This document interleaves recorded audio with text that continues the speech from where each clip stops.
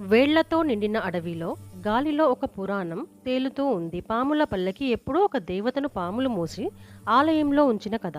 తేజ అనే పురావస్తు శాస్త్రజ్ఞుడు పాముల పల్లకి కథను పరిశోధించడానికి సిద్ధమవుతాడు. తన సహచరురాలు రేణుక శాస్త్రానికి మంత్రానికి నమ్మకం ఉన్న యువతి. ఆమెతో కలిసి తేజ అడవిలోకి బయలుదేరుతాడు. వారు అడవిలో అడుగు పెడతారు. చుట్టూ పక్షుల కేకలు, ఎక్కడో నీటి శబ్దం, దూరంలో పాముల ఊపిరి వలె శబ్దం. దారిలో శిలలపై నాగరూపాలు చెక్కబడి కనిపిస్తాయి. ఒక్కొక్కటి దృష్టి తేజపై నిలుస్తుంది. దట్టమైన మొక్కల మధ్య ఒక రాతి ద్వారం కనిపిస్తుంది. తలుపు మీద చెక్కిన నాగేశ్వరి రూపం.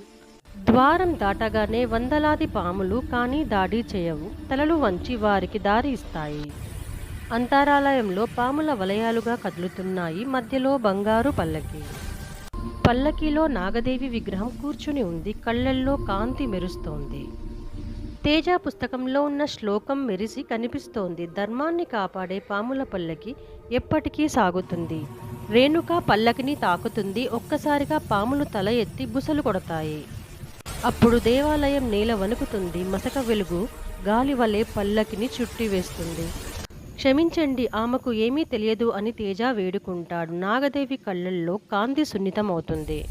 ఒక పెద్ద నాగం ముందుకు వచ్చి వారిని సున్నితంగా బయటకు నెడుతుంది. ఇది కాపలా దేవత. వారిద్దరూ బయటకు వస్తారు. ఆ దేవాలయం మళ్లీ మొక్కలతో మూసుకుపోతుంది. రేణుక చేతిపై ఒక బంగారు నాగరూప చిహ్నం మెరుస్తోంది. దేవి కరుణ.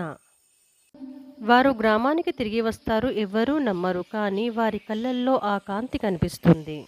తేజ దేవాలయ ప్రదేశాన్ని రహస్యంగానే ఉంచుతాడు. అది దేవతల స్థలం, మనం కేవలం సాక్షులం మాత్రమే. రాత్రి సమయంలో ఆ దేవాలయంలో మళ్లీ కాంతులు మెరుస్తాయి. పాములు మృదువుగా కదులుతాయి. గాలిలో ఒక స్వరం, ధర్మం ఉన్నంత వరకు పాముల పల్లకి కొనసాగుతుంది.